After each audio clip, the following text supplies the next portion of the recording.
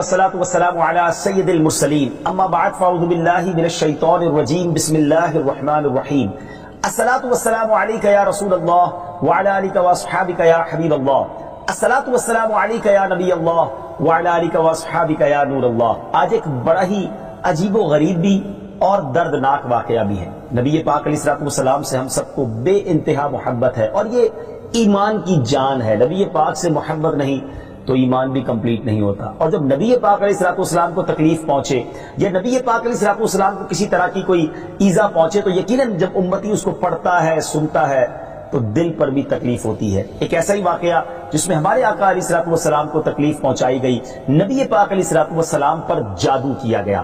ناظرین، آج یہ واقعہ ہم سنیں گے اور یہ قرآنی واقعہ ہے اور اس کے ذریعے بہت ساری باتیں بھی سنیں گے۔ جادو کے بارے میں بڑے مسکنسیپشن ہیں لوگوں کے ذہنوں میں، اور سمجھتے ہیں کہ جادو توڑ کرنے کے لیے بڑے عجیب و غریب عمل کرنے پڑیں گے، بڑے گناہوں والے کام کرنے پڑیں گے، اللہ کی ناراضگی والے کام بھی لوگ کرنے کے لیے تیار ہو جاتے ہیں، حرام اور ناجائز کام کرنے کے لیے تیار ہو جاتے ہیں اور سمجھتے ہیں کہ اس سے جادو سے بچا جا سکے گا۔ البتہ جادو کروانے کے لیے بھی لوگ بڑے ہی ناجائز اور حرام کام کرتے ہیں جو کہ جہنم میں لے جانے والے کام ہوتے ہیں۔ اللہ مجھے اور آپ کو ہمیشہ جادو ٹونے آصف سے محفوظ رکھے، ہر قسم کی بلاؤں سے محفوظ رکھے، اور آج قرآن کے ذریعے سمجھیں گے کہ جادو کا علاج کیا ہے، جادو ہو جائے تو بچا کیسے جا سکتا ہے، اور نبی پاک علیہ الصلوۃ والسلام پر جب جادو ہوا تھا، جادو کرنے کی کوشش کی گئی تھی، اس کا نتیجہ کیا نکلا۔ ناظرین، توجہ کے ساتھ آپ نے سلسلے میں شامل رہنا ہے۔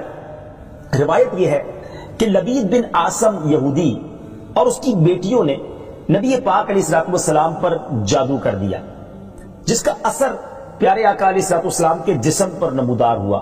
طبیعت شریف جو ہے وہ کچھ ناساز ہونے لگی، آپ کے قلب، آپ کی عقل مبارک اور آپ کے اعتقادات پر کوئی اثر نہ ہوا، صحت مبارک پر تھوڑا سا اثر ہوا۔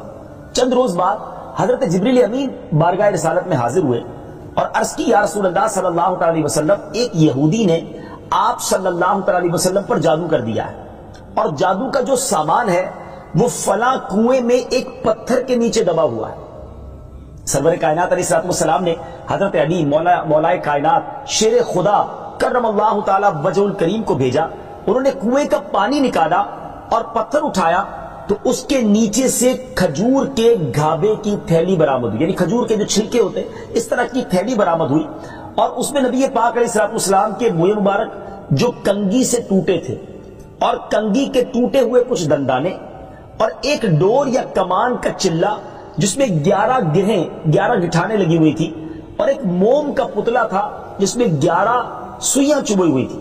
یہ سب سامان پتھر کے نیچے سے نکلا، اور یہ مولا علی کرم اللہ تعالی وجہ الکریم یہ سارا سامان لے کر نبی پاک علیہ الصلوۃ والسلام کی بارگاہ میں آ گئے۔ اس کے بعد سبحان اللہ، اب اس کا توڑ کیسے آیا، اس کا علاج کیسے ہوا، اس کا حل کیا نکلا؟ جبریل امین اللہ تبارک و تعالیٰ کی بارگاہ سے سورہ فلق اور سورہ ناس لے کر حاضر ہوئے، یعنی اب جو سورہ فلق اور سورہ ناس ہے وہ نازل ہوئی، اور ان دونوں سورتوں کو ملائیں تو ناظرین اس میں 11 آیتیں ہیں۔ ہر ایک آیت کے پڑھنے سے ایک ایک گرہ کھلتی جاتی تھی، یہاں تک کہ سب گرہیں کھل گئیں اور پیارے آقا علیہ الصلوۃ والسلام بالکل شفایاب ہو گئے۔ سبحان اللہ، سبحان اللہ۔ ناظرین، اب اس واقعے سے بہت ساری باتیں میں نے اور آپ نے سیکھنی ہیں۔ پہلی بات یہ ہے کہ یہ بخاری شریف میں ہے کہ پیارے آقا علیہ الصلوۃ والسلام جب بستر شریف پر تشریف لاتے تو اپنے دونوں ہاتھوں پر دم کرتے اور اپنے سر سے پاؤں تک پورے جسم پر اپنے ہاتھوں کو پھیرایا کرتے، جہاں تک دست مبارک پہنچ سکتے یہ عمل 3 مرتبہ فرماتے، یعنی نبی پاک علیہ الصلوۃ والسلام ان دونوں صورتوں کا اپنے اوپر بھی دم کیا کرتے۔ اور ایک اور جگہ پر بھی یہ ہے، حدیث عائشہ رضی اللہ تعالیٰ عنہا میں ہے کہ جب نبی پاک علیہ الصلوۃ والسلام کے گھر والوں میں سے کوئی بیمار ہوتا تو آپ علیہ الصلوۃ والسلام ان دونوں صورتوں کو پڑھ کر اس پر دم فرمایا کرتے تھے۔ تو یہ نبی پاک کے معمول میں تھا۔ تو آج اگر ہم میں بھی کوئی بیمار ہو جائے، فیملی میں کوئی بیمار ہو جائے، اپنے آپ کو من آفتوں سے بچانا چاہتے ہیں تو اول آخر 3 بار درود پاک پڑھیں، سورہ فلق اور سورہ ناس کی تلاوت کریں، اپنے ہاتھوں پر دم کر کے اپنے جسم پر پھیر لیں، کسی مریض پر دم کر دیں، انشاءاللہ اس کی برکت ملے گی۔ یہاں ایک اور مسئلہ بھی سیکھنے کو ملے گا کہ تعویذات اور عملیات میں جس میں کوئی لفظ کفر و شرک کا نہ ہو وہ جائز ہے۔ اسی طرح گنڈے بنانا اور ان پر گرے لگا کر آیات قرآن اور اسماء الہیہ پڑھ کر پھونک مارنا بھی جائز ہے، یعنی تعویذات اگر شرک سے پاک ہیں، اگر کفریہ کلمات سے پاک ہیں تو وہ کرنے میں کوئی حرج نہیں، وظائف کرنے میں کوئی حرج نہیں، یہ قرآن و حدیث سے ثابت ہے اور آپ نے یہ سنا۔ ناظرین سیکھنے کو کیا مل رہا ہے؟ خلاصہ یہ ہوا کہ سورہ فلق یعنی قل اعوذ برب الفلق اور قل اعوذ برب الناس، یہ دونوں صورتیں جن اور شیاطین، نظر بد اور آسیب اور تمام امراض خصوصاً جادو ٹونے کا مجرب علاج ہیں۔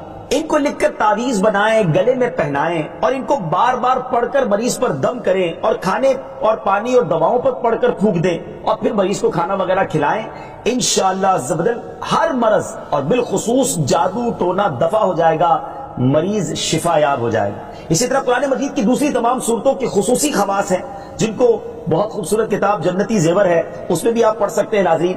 اسی طرح ہمیں چاہیے کہ قرآن پاک کی تلاوت کرتے رہیں، قرآن پاک کی ہر حرف میں شفا ہے، برکتیں ہیں، اور آج خاص طور پہ ہمارے ناظرین کو گویا وظیفہ، قرآنی وظیفہ مل رہا ہے۔ بہت سارے ناظرین یہ گزارش کرتے ہیں کہ ہمیں کوئی وظیفہ بتایا جائے، تو دیکھیں آج تو قرآن کے ذریعے، اور وہ وظیفہ جو نبی پاک کو رب کی طرف سے عطا ہوا، پیارے آقا علیہ الصلوۃ والسلام کو بھی شفا نصیب ہوئی، تو ہمیں ضرور اس کو اپنانا چاہیے۔ ناظرین اس سے پہلے کہ میں مزید اس معاملے میں آگے بڑھوں، میں چاہتا ہوں کہ دونوں صورتوں کی تلاوت اور اس کا ترجمہ پہلے سن لیتے ہیں اور پھر مزید اس بارے میں بات کرتے ہیں کہ اس حیرت انگیز واقعے سے مجھے اور آپ کو مزید کیا سیکھنے کو ملتا ہے۔ پہلے سورہ فلق کی تلاوت ہوگی، سورہ ناس کی تلاوت ہوگی۔ میں یہاں ایک اور بات بھی کہنا چاہوں گا، کچھ لوگ یہ کہتے ہیں جناب ہم وظیفہ کرتے ہیں اثر نہیں ہوتا، برکت نہیں ملتی۔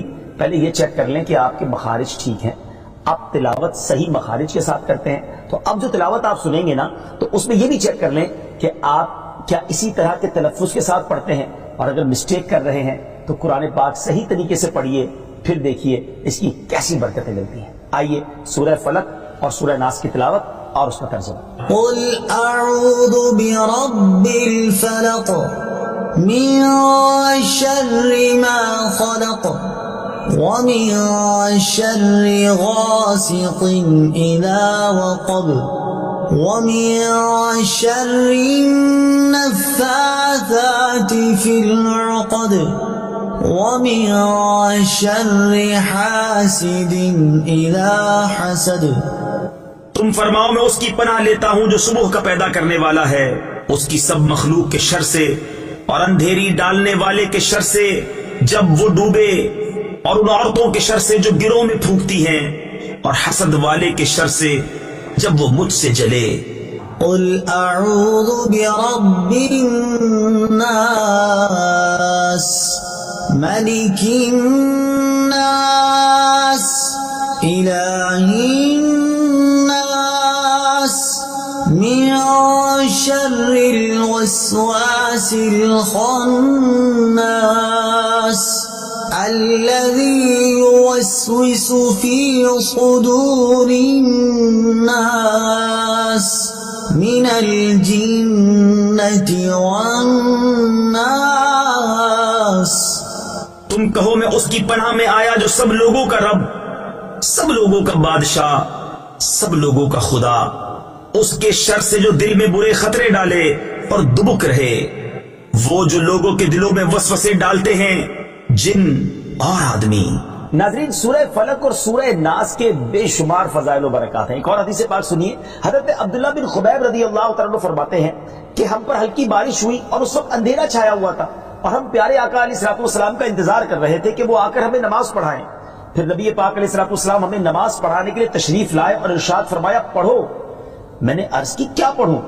ارشاد فرمایا صبح و شام 3 بار قل هو اللہ احد، قل اعوذ برب الفلق اور قل اعوذ برب الناس پڑھو، ان کی تلاوت کرنا تمہیں ہر بری چیز سے بچائے گا۔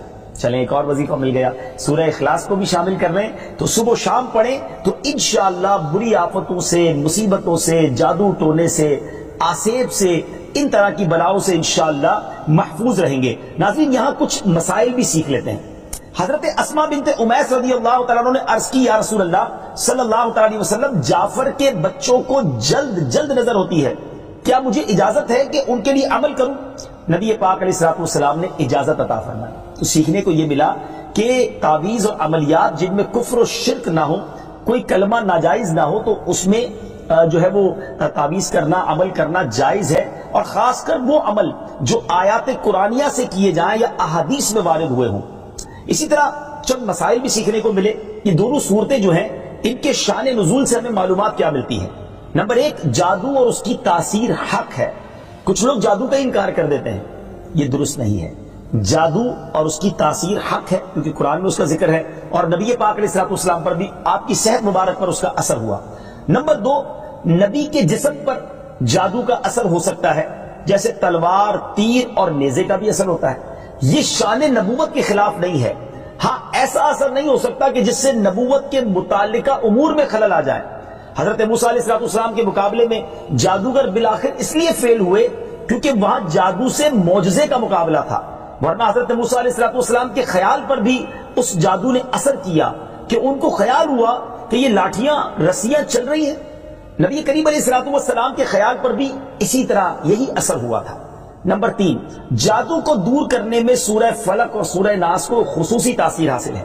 نمبر چار، جادو، ٹونے اور عملیات اور اثرات اور بیماریوں کو ختم کرنے کے لیے قرآن پاک کی صورتوں اور آیتوں کو استعمال کیا جا سکتا ہے، اور بخاری شریف میں سورہ فاتحہ کو اس مقصد کے لیے استعمال کرنے کا بیان موجود ہے۔ تو سورہ فاتحہ کو سورہ شفا بھی کہا جاتا ہے، تو یہ بھی شفا کے لیے بڑا مجرب اور بڑا پیارا وظیفہ ہے۔ ناظرین، یہ چند باتیں تو ہم نے اس واقعے کے متعلق سیکھی، سورہ فلق اور سورہ ناس کے کچھ فضائل بھی سنے۔ میں یہاں ایک اور بات بھی کرنا چاہتا ہوں کہ آج کل پرابلم یہ ہو گیا ہے کہ اتنے عاملین آ گئے ہیں، اتنے عمل کرنے والے لوگ آ گئے ہیں، اتنے بورڈ ہمارے شہروں اور وطن میں لگ جاتے ہیں کہ ایسا لگتا ہے دوسرے آدمی پہ جن ہے یا اس پہ جادو ہو گیا ہے۔ خدارا، جھوٹے عاملین سے اپنے آپ کو بچائیے۔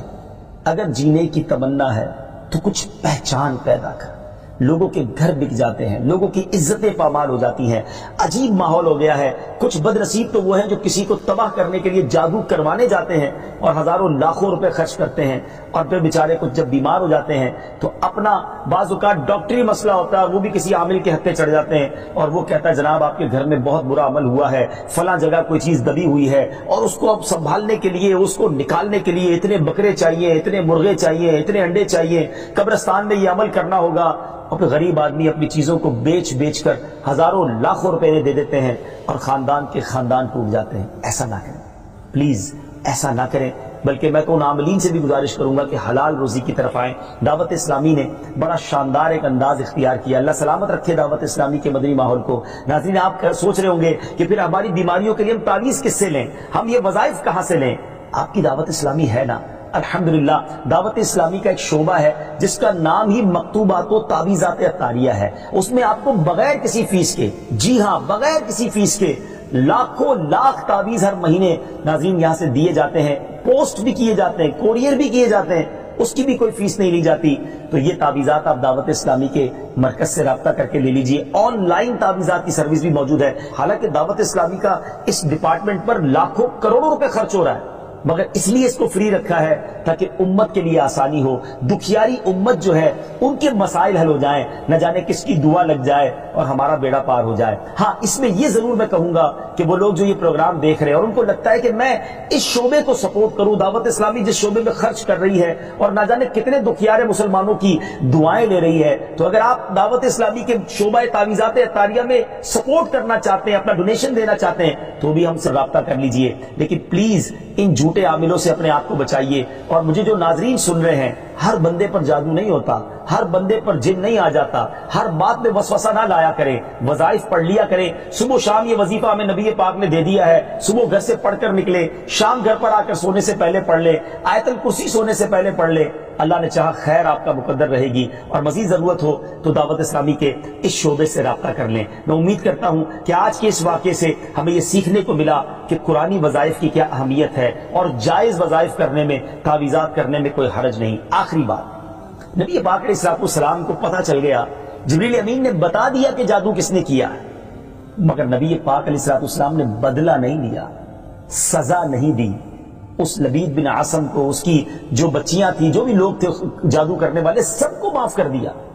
اللہ اکبر! انہیں پتہ چل جاتا تھا کہ کس نے ظلم کیا ہے، پھر بھی معاف فرماتے، اور ہم شک کی بنیاد پر بدلہ لے لیتے ہیں۔